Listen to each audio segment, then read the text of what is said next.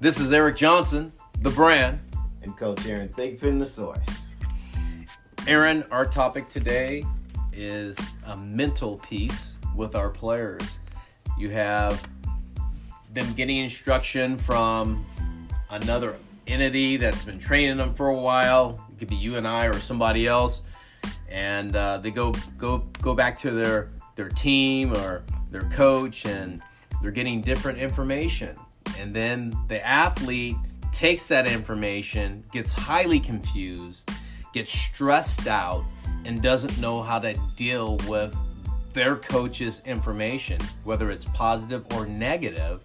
And it sends them in this mental tailspin, and it's usually a downward spin where they're confused about who they are as an athlete, what they stand for, and their belief system in themselves. And they don't know how to deal with it. And then they're not a very competitive athlete in a game type or a meet type situation. Yeah. I call this the too many cooks in the kitchen syndrome.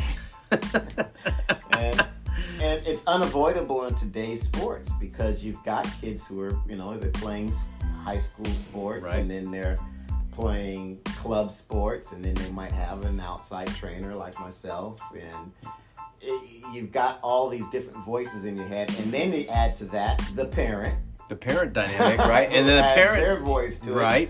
It. And yeah, so the kid's caught in the middle, and I can really wreck a kid's confidence because the kid wants to please everybody. Oh, pleasers.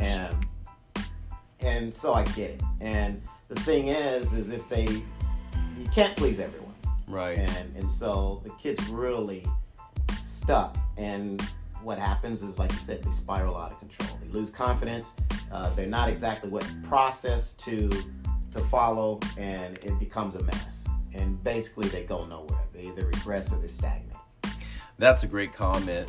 The biggest thing that I see, Aaron, is that they regress and they get stagnant, or they don't know what to do, and they can't function. And you have to really get back to the core belief of, why you're doing your activity or playing or participating in high-level sports. One is you love to compete. Yeah. Two, you love the sport you're in. You love it, and it drives you with passion. When you have too many cooks in the kitchen, all of that disappears, and it's all about, I don't know how to handle this. What do I do? And now nothing's being accomplished for that athlete.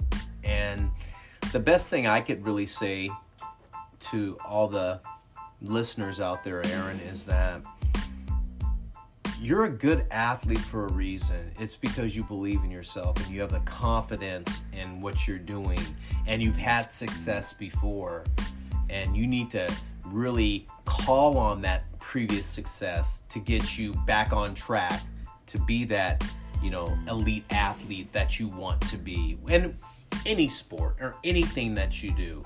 And you need to be that passionate athlete that allows you to flow in the game and not worry about stuff outside of the event or minutia or what the coach said, or I heard this from my parent, or somebody told me this and my friend said this, and all of a sudden, like you said, it gets out of control. But the athletes need to get back to their core belief system and what they're trying to do as a competitive athlete.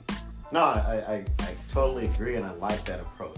Now, I'm going to pull the lens back further and look at it from a macro view.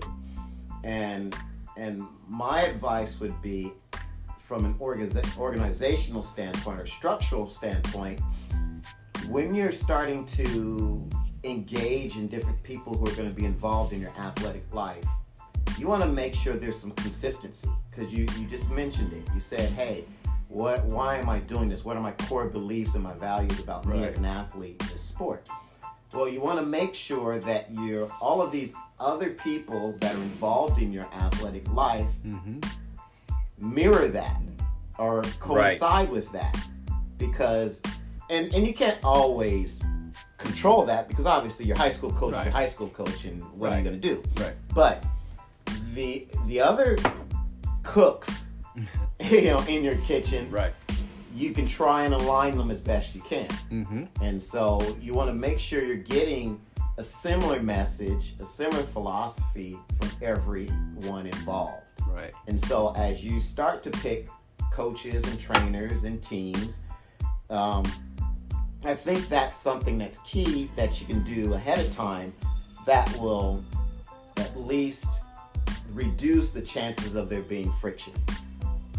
Right. And so if you're in that situation, you might want to talk to your coach and find out, hey, what's your velocity? What do you have in store for me? What do you think, before you say, okay, yes, I want to play for this guy. Right.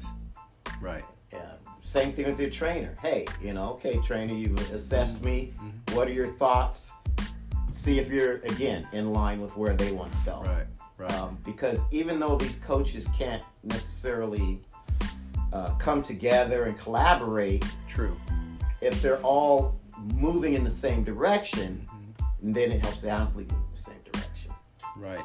And I think I'm glad you broke it down that way, Aaron, because that's so important these days. I see so many kids either coming through our doors or just out there. I hear stories from parents say, we're having a bad experience. Mm-hmm.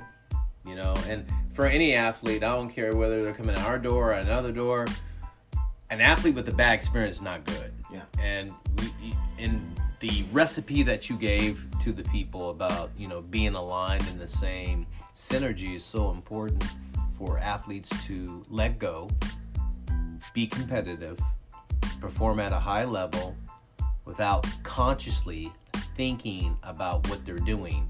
As an athlete, as you and I understand, Aaron, is that our subconscious would take over and our instincts would take over because of the hard work and what we believed in that allowed us to function at a high level. And we know that's a truth in being a high-level competitive athlete.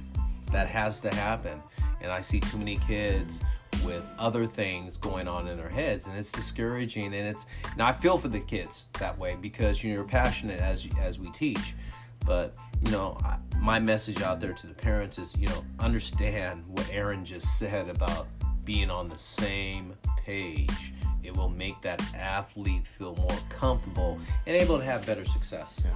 And that also leads into another thing I want to talk about is it allows the athlete to commit to the process. Commit to the process. And because if you've got 4 different directions, he doesn't know which one to commit to, so he's frozen and he can't commit to anything. Right. And parents, I know you want to be involved, for a lot of you, and I know some of you have some knowledge of varying degrees. Right. But you've also got to understand that you can be hamstringing some of the other information that the athlete is getting.